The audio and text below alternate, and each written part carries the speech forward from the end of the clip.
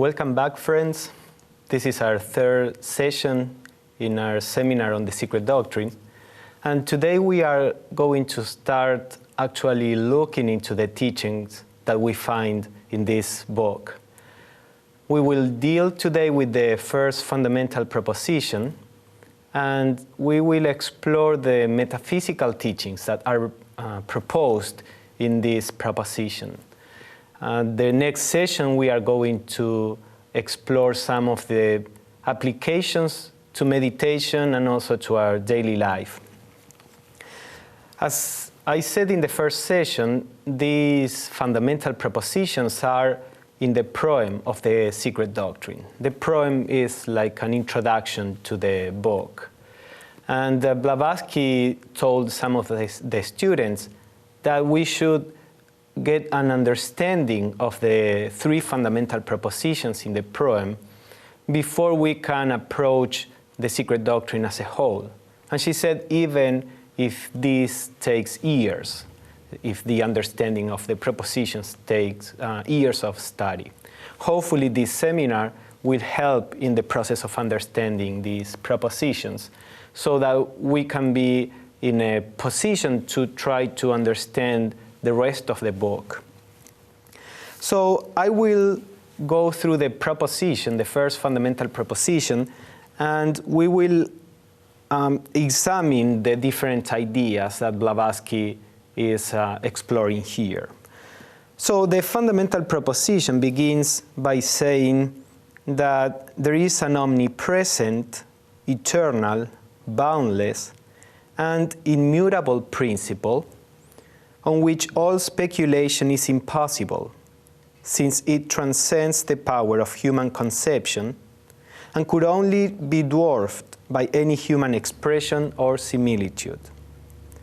So this is the first sentence, and of course we could read that sentence quite fast in a few seconds and say, okay, yeah, sure, there is a principle, maybe we can call it God or whatever we want to, and go on with the study of the fundamental proposition. But as we saw in our previous session, that would not help us from a spiritual point of view. The idea, when we are trying to study the Secret Doctrine as a form of yoga, is to take what is being said in a deeper way and to try to explore what is beyond the words. Because even this is something that even Blavatsky has discussed with one of the students, and she would be very particular in the understanding of what this proposition is. This and other also. So let us see what Blavatsky is saying here. First, she says that this principle is omnipresent. Omnipresent means that it is everywhere, interpenetrating everything. That means that this principle is in us as much as it is on this podium or in the air around. It is in whatever we call good or evil.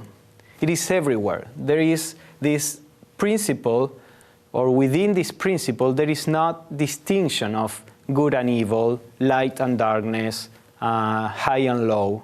This is the basis, the substratum of everything in the universe.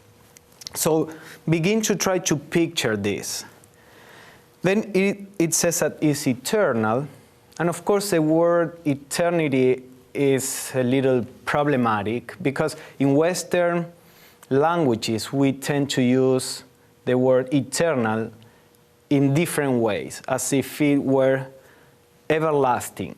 When we talk about something that is everlasting, we may not be referring to the same thing that when we talk about something that is beyond time. You know, everlasting is something that is within time and lasts forever. And we can use the word eternal to mean that is timeless, that is beyond time.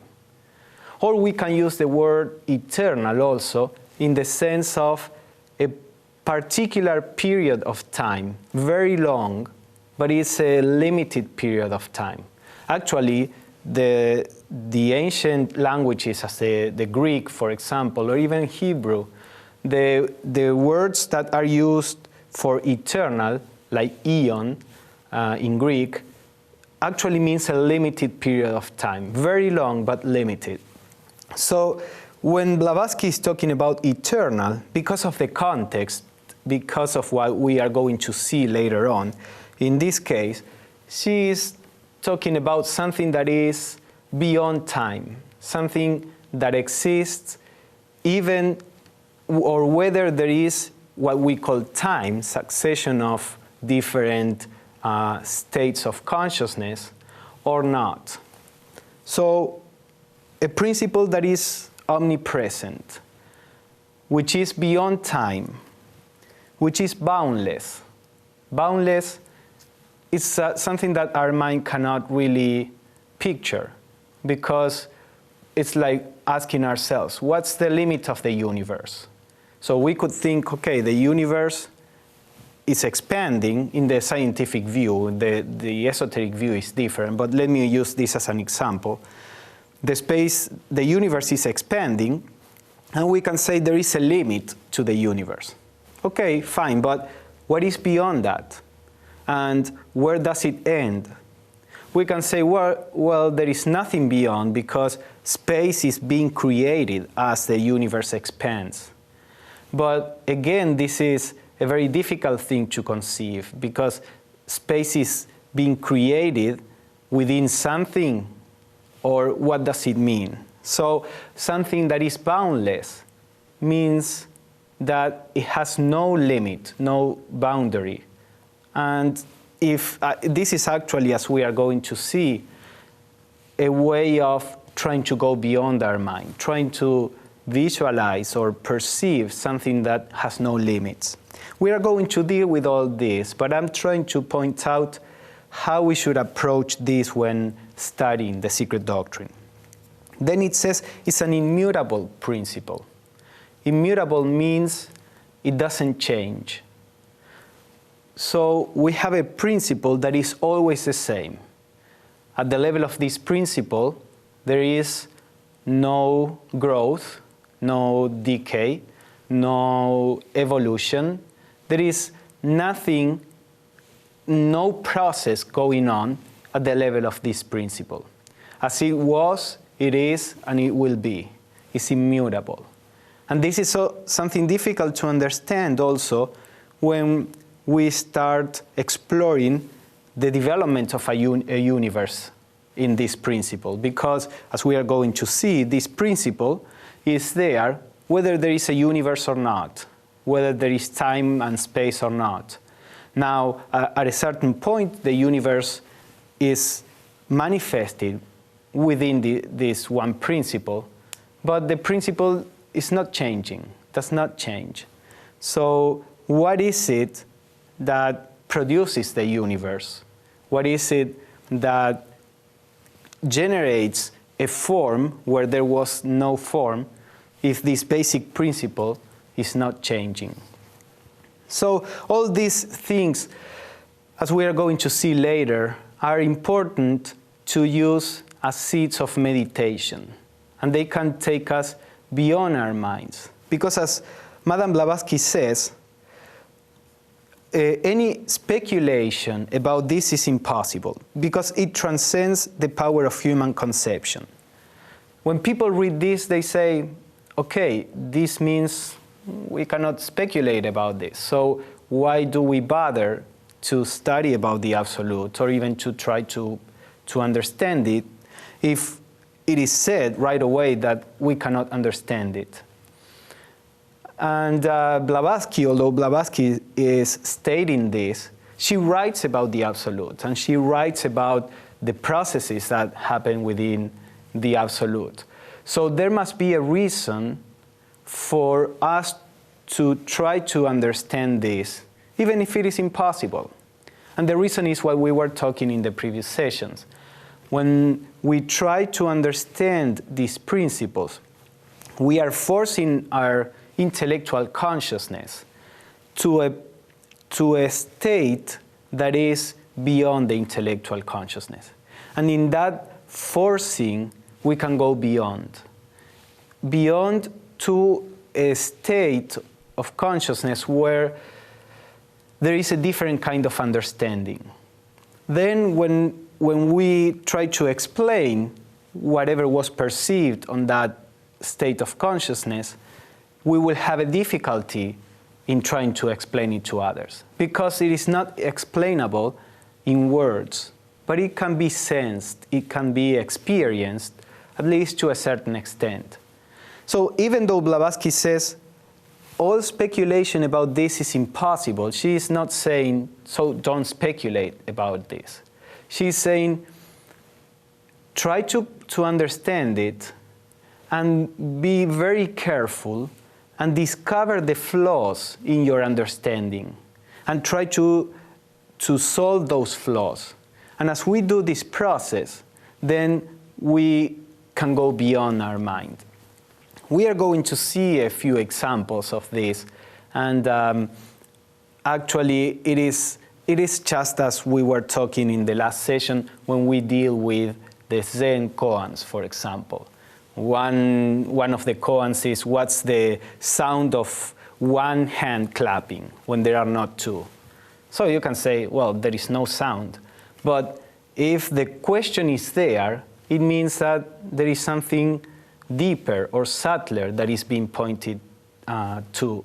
So if we meditate on that, we may come to something which was hidden there. So with all these things, we can read about them, we can try to understand them intellectually, but it is when we deeply ponder over it, when we try to meditate on this, that it becomes a means to go beyond our intellectual consciousness. Of course, in order to do this, we have to have a certain intellectual understanding. That is the first step. And as the understanding deepens, we begin to realize more and more that we cannot really conceive this. At the beginning, we can say, oh, sure, well, the absolute is this, and we don't see the contradiction in our definition. But then as we deepen in our understanding, we begin to see all these contradictions. So as we try to arrive to a right understanding, there will come a moment where our mind is silent. Not silent because it is tired, not silent because it says, oh, I'm not able to do this. It's silent because it deeply realizes the limitations of its own process. And when that happens, then a leap in consciousness may happen. So, but the purpose of this particular seminar at this point, although I'll be pointing out to these things and I will suggest some exercises that we can do or try, the main purpose is to provide an intellectual understanding of this, so that from here, each person can work its way trying to go beyond. That is something that nobody can teach. That is something that nobody can help us with. But we can help each other at the level of concepts and words, and that's what we are going to try to do here. So Madame Blavatsky continues to say that this principle is beyond the range and reach of thought. In the words of the Mandukya Upanishad is one of the sacred texts in India. It is unthinkable and unspeakable, meaning we cannot think about it, we cannot speak about it. So that would be the basic proposition. There is an omnipresent, eternal, boundless, and immutable principle which is beyond any speculation. And then Blavatsky goes on to try to explain a little more what this means. So she says, to render these ideas clearer to the general reader, let him set out with the postulate that there is one absolute reality which antecedes all manifested conditioned being. So this is how she frequently called this principle, the absolute, or the absolute reality. So let us write down here the word absolute. meaning the absolute reality. As you will see later, and let me just write it down here now, she sometimes uses the word para-Brahman, which comes from Hinduism, more particularly from Vedanta, which is one of the schools in Hinduism. And the concept of para-Brahman in Hinduism is similar to what Blavatsky is trying to convey here. So she says, there is an absolute reality which antecedes all manifested conditioned being. So this is before, and is, if we want to put it more correctly, this absolute principle is before, during, and after the manifestation of conditioned beings. So she says, this infinite and eternal cause is the rootless root of all that was, is, or ever shall be. So sometimes words like these are used, the rootless root, and the causeless cause, as we are going to see, because this is a self-contained principle. It's the root of everything, but itself is not rooted on anything else. Otherwise, that anything else would be the ultimate reality, and not this. So the ultimate reality cannot be rooted on anything. It is the reality in itself. Now she says, it is of course devoid of all attributes, and is essentially without any relation to manifested finite being. So it is devoid of all attributes. What does it mean? Well, the word absolute means something, obviously, that is not relative. You know, the relative would be the opposite to absolute. That means something that cannot be increased, something that cannot be compared. We can compare things that are relative. This is bright when compared to this, that is darker. Or this is tall when compared to this, that is short. But the absolute is an absolute principle, does not admit increase or comparison, or, as Blavatsky says here, no attribute. Because if we say the absolute is red, just to say, that means it is not blue, it is not green. But the absolute has to be something that embraces everything. So if we say the absolute is good, that would mean that wherever there is evil, the absolute is not there. But we said already that the absolute was omnipresent. If we say that the absolute, even if we say that the absolute is eternal, that would mean that the absolute is not in whatever is passing. And that cannot be, because the absolute is the background of everything. So you see that even in trying to find out the best possible words, the words are always relatively wrong. That's why Blavatsky says she tries to define it, omnipresent, eternal, boundless, but actually she says all description is impossible, and this is a description. If you pay attention to the words that she uses, they are more negations than affirmations, in the sense of omnipresent can be seen as the idea that there is no place in which the absolute is not. Eternal, it is beyond, doesn't have beginning or end. It's beyond the movement of beginning and ending. Boundless is not limited by space. Immutable is not or does not suffer change. So many traditions try to talk about the absolute in terms of negative assertions. It is not this, it is not that. And we can see that in Vedanta, we can see that in the philosophy of Nagarjuna in Buddhism, or even we can see that in some Christian mystics, where the via negativa, the negative way, where they try to describe the ultimate principle, the Godhead, by denying anything that we know. Because since we cannot describe what it is, because it's beyond our conception, we can deny, we can say, okay, you know this, this is not. You know this is not. And this is not. So it's a similar process to the one I described. When the mind begins to realize it's not like this, it's not like this, it's not like this, it may come up to a state of deep silence, not the silence of, as I said, giving up, but a silence of deeply realizing that this transcends the mind. And in that silence, a higher perception can come.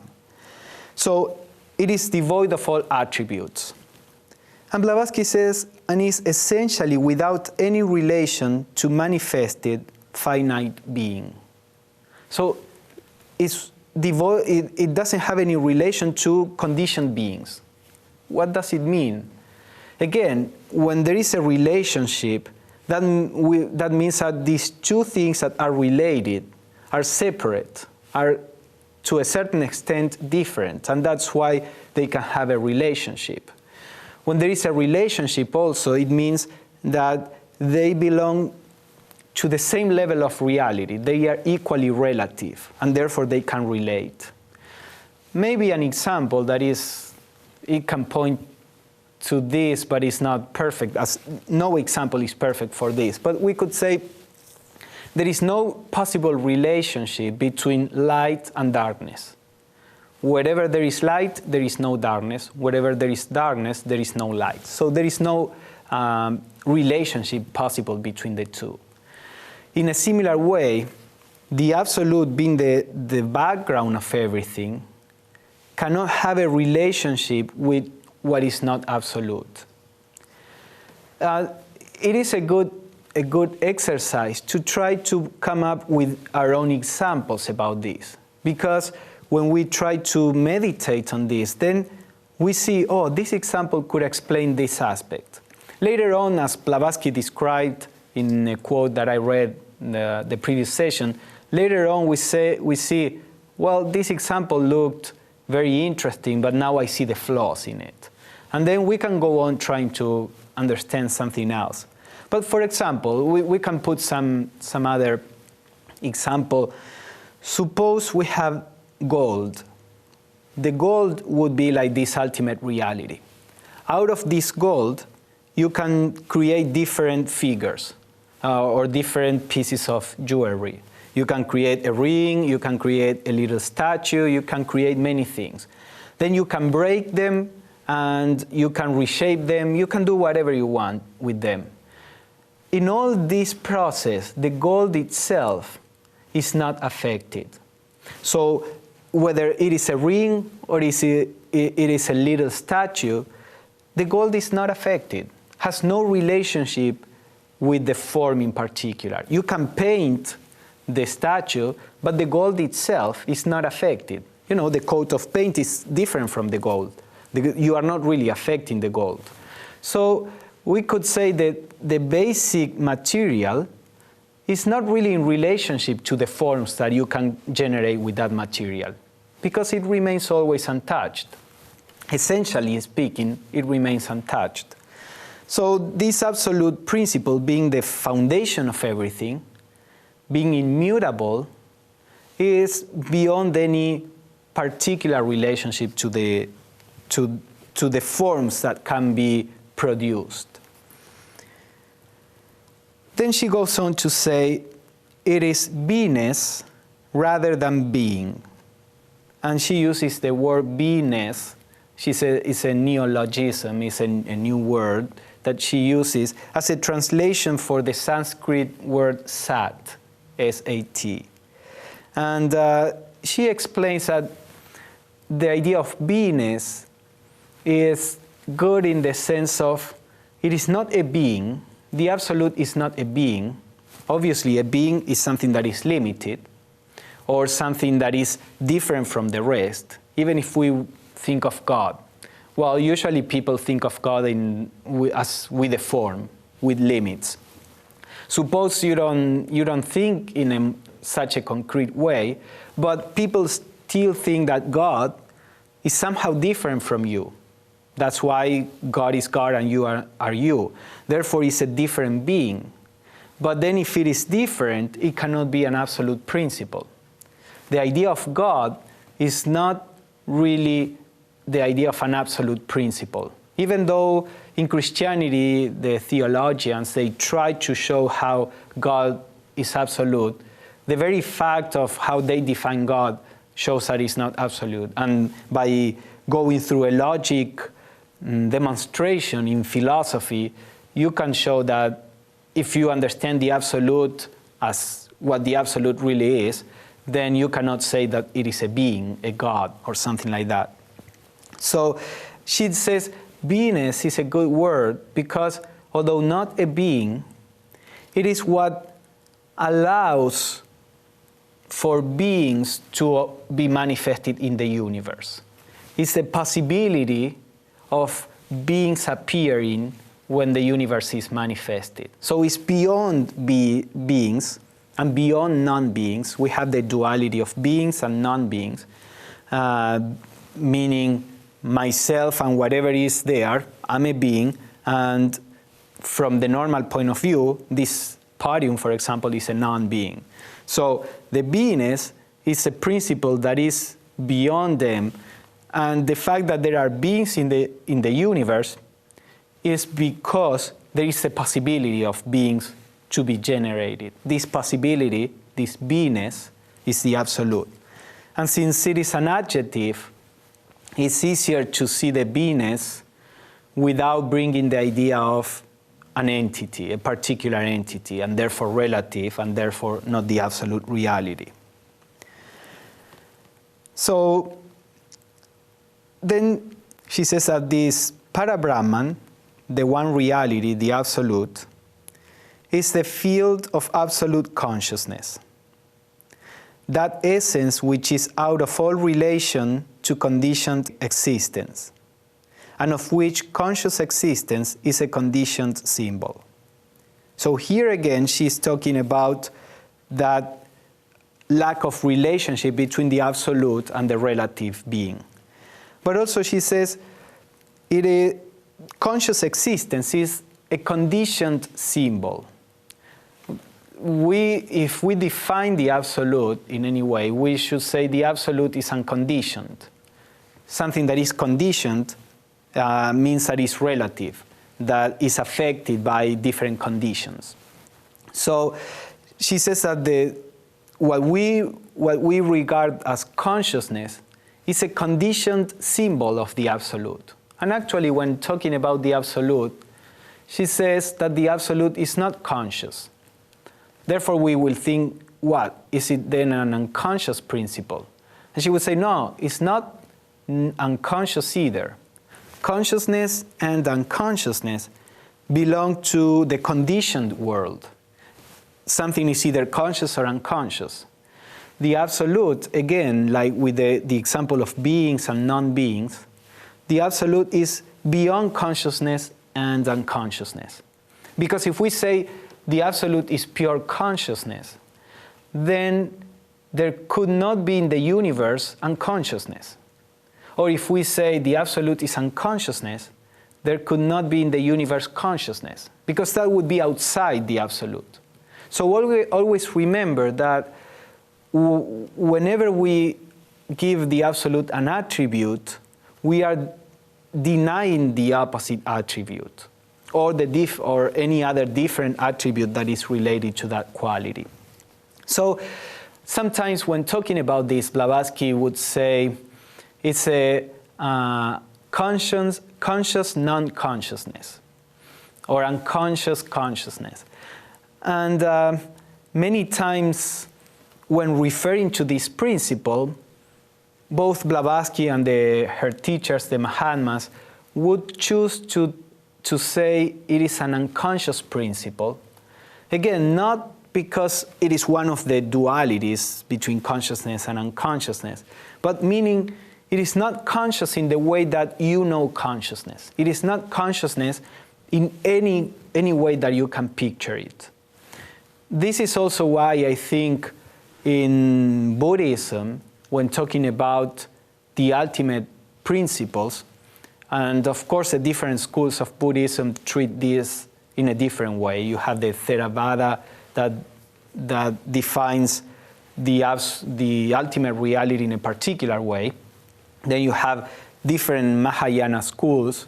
Nagarjuna would define it in a way, or in Chinese and Japanese Buddhism in a different way, and in Tibetan Buddhism in a different way. But basically, Buddhism chose to speak of the emptiness aspect of the Absolute, the non-self aspect of the Absolute.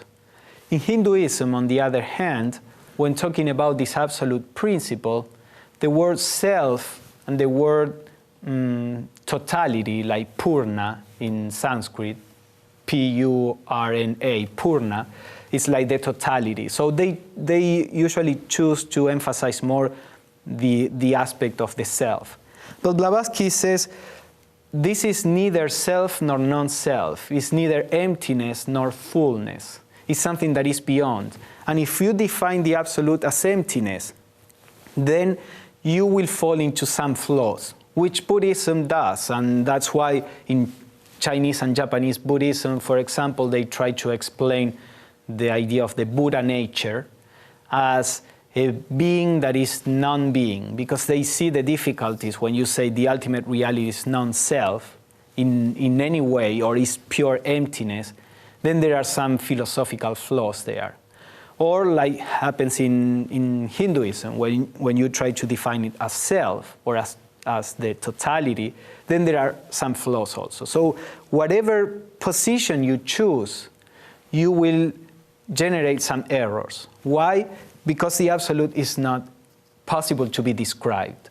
So in Theosophy, aware of this problem, the idea is, I cannot give you a definition of the Absolute which will be philosophically sound, because that is not possible. But if you want me to say something about it, it is neither this nor that. It's neither emptiness nor totality. It's neither conscious nor unconscious, self or non-self. It's beyond that. So now Blavatsky will come to explain how from this absolute principle, or within this absolute principle, a universe is manifested. So at the time, philosophers were trying to figure out the nature of the first cause that generated the universe. In scientific terms, we say the first cause of the universe is the Big Bang. Before that, there wasn't a universe. After that, there is a universe. Philosophically speaking, we also could talk about what's the first cause of the universe. We could say, maybe from a religious point of view, well, God could be seen as the first cause of the universe. Then, of course, it's a question, who created God? Now, the Absolute, can the Absolute be seen as the first cause of the universe? Well, Blavatsky says that actually we cannot call it the first cause. She says the first cause derives from the causeless cause, the eternal land, the unknowable. And she adds a footnote that says the first presupposes necessarily something which is the first brought forth, the first in time, space, and rank, and therefore finite and conditioned. First means it wasn't there, now it's there, and this is the first cause of the universe. But we said that the Absolute doesn't change, it's immutable, which means the Absolute cannot be turned on and off, and when it is on, the universe is manifested. When it is off, the universe is dissolved, because the Absolute itself doesn't admit this difference between on and off. So she says something that is first means that it wasn't there before. So the Absolute cannot be this, the first cause. She says the first cannot be the Absolute, for it is a manifestation. Therefore, Eastern occultism calls the abstract all the causeless one cause, the rootless root. So she uses these words that I mentioned, causeless one cause, rootless root, and limits the first cause to the logos, in the sense that Plato gives to this term. So she says the absolute is, if you want to talk in terms of causes, it is the causeless cause. Now, within this causeless cause appears the first cause of the universe. At a certain point, let me say first that the idea of this is that the basic ideas we are going to see in the second fundamental proposition is that the universe manifests and is dissolved in a cyclic way. So while the universe is dissolved, there is only the absolute reality. When the universe is manifested, there is only the absolute reality. Always the absolute reality is the only thing. But in this case, the absolute reality appears as a universe, as forms. And in the other case, the absolute reality appears formless. So she says the first cause of forms, of the manifestation, is what Plato called the logos. And we are going to see this in a little bit. But the idea is that the absolute then is the causeless cause. We could look at the absolute as being the zero. You know, the zero is not really a number, cannot really be defined, and the zero embraces any possible number and its opposite. For example, if you have plus 1, minus 1 is 0. If you have plus 25, minus 25 is 0. So in the whole scale of real numbers, in math, there is always the 0, and then you have the positive numbers and the negative numbers. Within the 0, you can have any pair of opposites, but the 0 is none in particular. If you say 1, then you are outside the 0, or outside in the sense of you are talking about one particular content of that 0. But when you refer to the 0 as 0, then it has all the numbers and none of them at the same time. All the numbers as a possibility and none of them manifested. So the idea of the absolute, to a certain extent, could be related to the idea of the 0. Now, if we, for this example to be more accurate, we would have to say that the absolute is both the 0 and the infinite. Because that means if we say that it is only the 0, then when we have an infinite number of numbers, then you don't have the 0 anymore. You have a particular manifestation. So you see how all the examples that we can give are relative. Remember that we won't be able to find the perfect example, but they may point out to a particular aspect of what we are trying to understand. So now she says, but once we pass in thought out of this to us absolute negation, you know, as we were saying, the absolute for us, from our point of view, is the absolute negation of anything that we know. But once we pass out of this and begin to see the particulars, she says, duality supervenes in the contrast of spirit or consciousness and matter, subject and object. So we have the 0 there, which is beyond any duality, any definition. Now, once we come out of it, we find the duality, which the basic duality in the universe, according to Blavatsky, is that of spirit and matter, or self and non-self. And we are going to see how this duality manifests within the absolute. Again, we could say that the duality comes from the absolute, but that sounds like the absolute is here and something comes out of it. Then that means that the absolute is not omnipresent, that there is an outside for the absolute. So the absolute is a whole field of consciousness and matter and anything that is there. So that's why I prefer to say the universe is manifested within the absolute, in the absolute. So she says, spirit or consciousness and matter are to be regarded not as independent realities, but as the two facets or aspects of the absolute, which constitute the basis of conditioned being, whether subjective or objective. So the idea is that this basic duality in the universe, spirit and matter, they are nothing but two aspects of the absolute. As it couldn't be in any other way. We were saying that any duality is contained within the absolute. So, in some religious traditions, matter is seen as something bad or something that is outside God, and God created matter outside itself. And the gods or the deity is seen as pure spirit. So matter is seen as a product, a creature, a creation that comes from the pure spirit. In the Theosophical approach, both spirit and matter appear at the same time out of this principle that is neither spirit nor matter, this absolute reality. And both spirit and matter are aspects of this absolute reality. So now she will go on to explain a little more how this happens, how this basic duality manifests.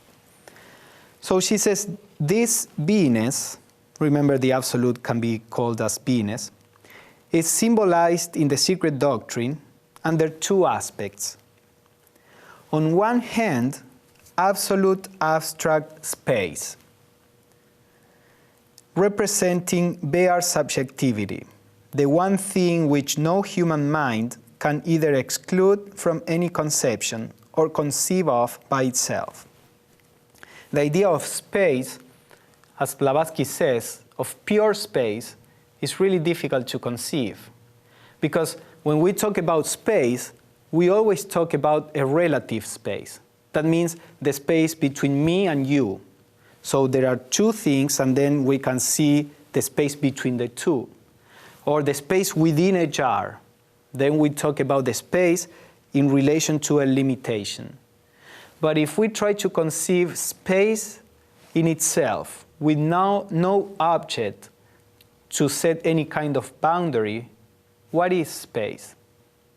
This again, we can try to meditate on this and try to visualize the space with no object in it, not even ourselves. Because when we try to visualize a space, we are usually at the center, and then we visualize something that goes on around us.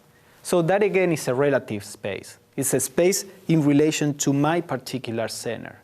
But how can we conceive space, pure space, without any center, without any limitation or delimitation?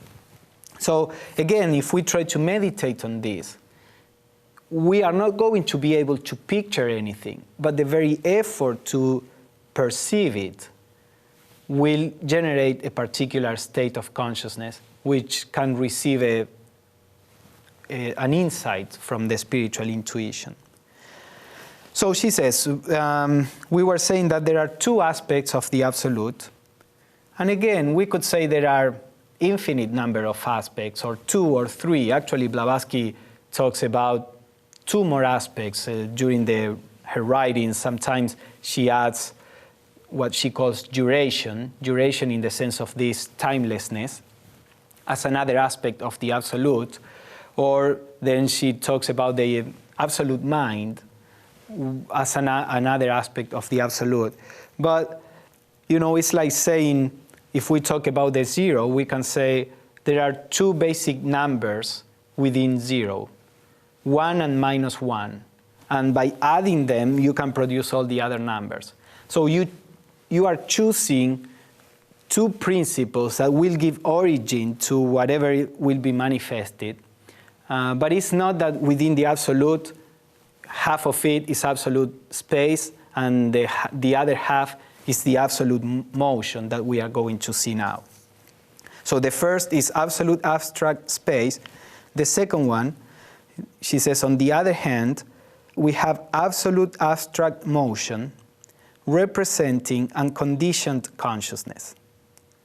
And she says, consciousness is inconceivable to us apart from change, and motion best symbolizes change. its essential characteristic.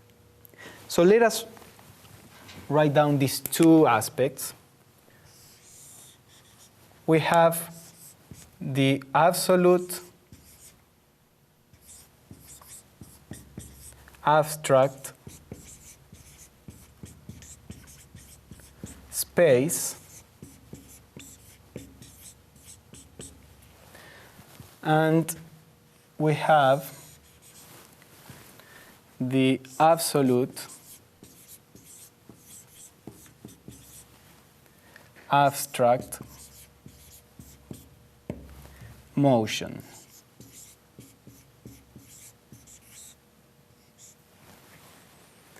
So these are two aspects of the absolute, and we are going to see how Madame Blavatsky uses these aspects to derive this basic duality that we were talking about.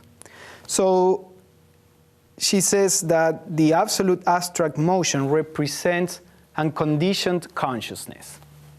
And she says consciousness cannot be conceived of unless through change. And this is something that we can understand because, for example, if you leave your hand without moving at all on top of a table or your other hand, after a while, you will lose the ability to feel your hand. And even that happens sometimes in meditation. Even if you concentrate your whole attention trying to perceive your hand, you cannot feel it. You need to move your hand a little in order to perceive that the hand is there, is really there. Or it happens also with the smell. If the smell is constant, after a while you stop smelling. For our consciousness to perceive something, we need the change. We need contrast. When something becomes constant, then it goes below or outside the conscious perception of it. So Blavatsky says motion is what will produce consciousness. Let me go on with this, and she will explain this a little more later on. So she says this latter aspect of the absolute, of the one reality, meaning the motion, the aspect of motion, is also symbolized by the term the great breath, a symbol sufficiently graphic to need no further elucidation. She usually, or many times, she says that this is very obvious when maybe obvious for herself, but it's not usually obvious for ourselves. So the idea of the great breath, and let me write it down here, the great breath.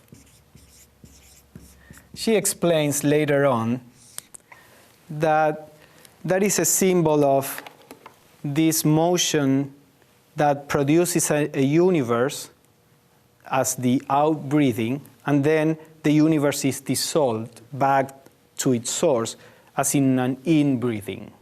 So the great breath is like this universal breathing that produces the universe, it expands, and then it contracts and dissolves. So that is the motion of manifestation and dissolution of the universe. So Blavatsky says, thus then is the first fundamental axiom of the Secret Doctrine, this metaphysical one absolute, beingness, symbolized by finite intelligence as the theological Trinity.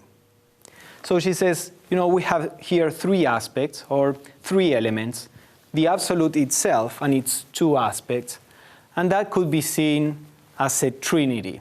Of course, when we are talking about the absolute, remember, we cannot divide the absolute, just as you cannot divide whatever is infinite. For example, when you divide something, you say, okay, let us divide it by half. That means equal parts from where it begins and where it ends. So by half or a third or whatever it is. Now, how can you divide something that has no beginning and no end? You cannot have half an infinite or a tenth of an infinite, because you can do that only when you have a limited thing. So the absolute cannot be divided. It's not that the absolute has one aspect, half of it, and the other half is another aspect. Remember, it cannot have attributes. So when we talk about these absolute aspects, we are not talking about actual elements that are within the absolute. We are talking about potentialities, something that what the absolute can produce. And again, that language is tricky because it's not that the absolute consciously produces something. But for example, we could say that one aspect of the absolute is the absolute abstract redness, because that is the fact that there is the possibility of the color red in the universe. That possibility is in the absolute. So we have to understand that when enumerating aspects, we are doing it not because they belong to the absolute itself, but because we are talking about the origin of the things that will be produced in the universe when it manifests. So don't think of the aspects as parts of the absolute. This is just one immutable principle. So she says, considering this metaphysical triad, it's a triad philosophically speaking, as the root from which proceeds all manifestation, the great breath, that is the absolute abstract motion, assumes the character of pre-cosmic ideation. So now she's going to explain how this, within the absolute, and these two aspects that we defined, how the duality actually comes about. So if we can, let me show here, let us, because we'll go on with the diagram, and we need more space. So let us say the absolute abstract motion, and then we have the absolute abstract space. Remember that when we are talking about space, we are not talking about the space that we know in science. We know that the space is relative. The theory of relativity shows that the space is relative, and it can be bent or expanded or contracted.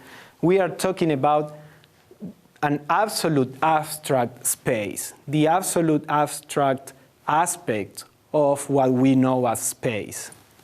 So she says that this absolute abstract motion, which is the great breath, becomes the pre-cosmic ideation. She says the great breath assumes the character of pre-cosmic ideation.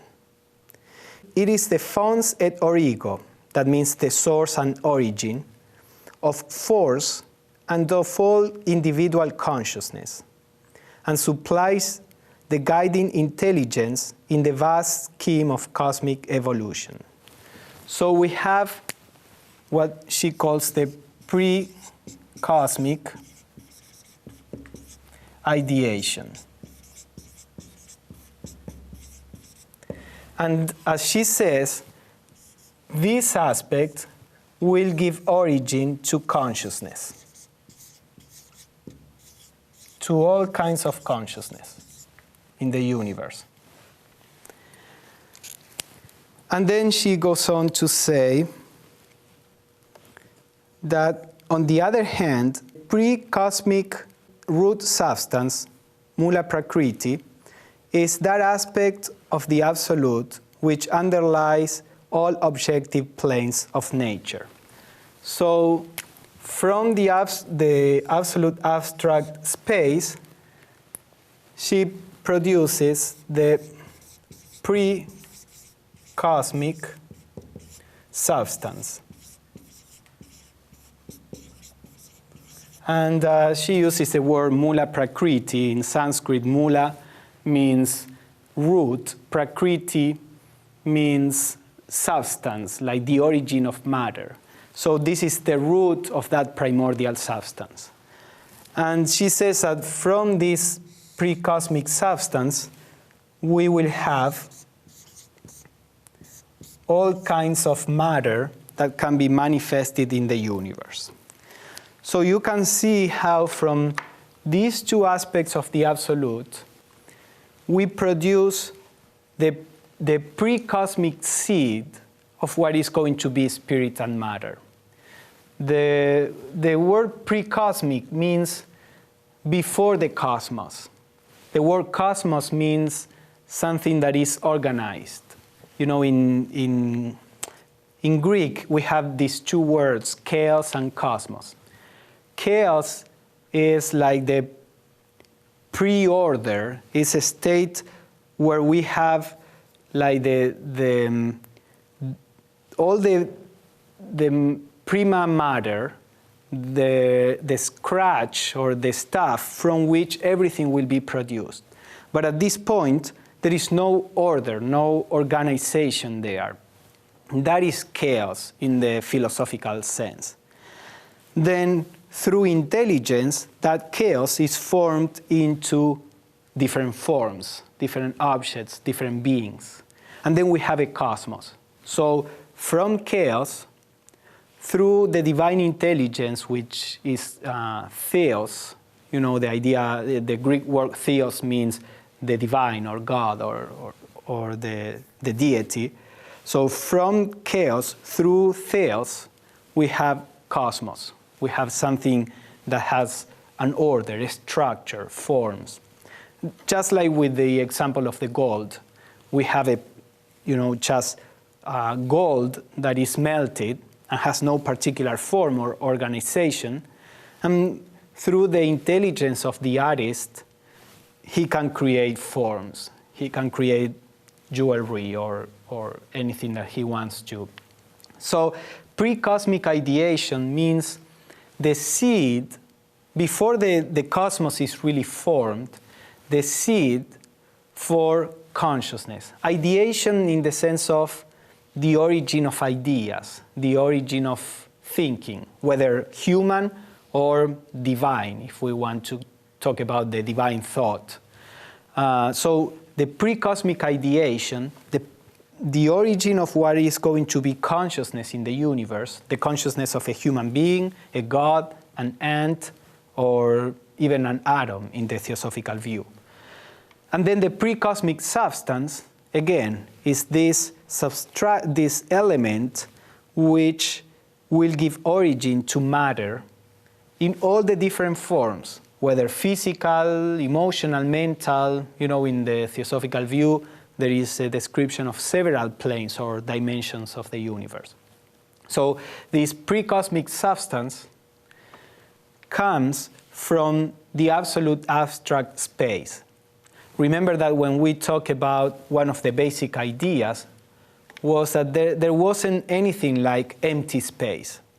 Space is always filled with a kind of matter and therefore a kind of consciousness. Because as we see, this basic duality means that there is no matter without consciousness, there is no consciousness without matter. There is neither pure spirit nor pure matter. In the theosophical view, matter and spirit are two aspects of the one reality. Therefore, they cannot be devoid of the other one.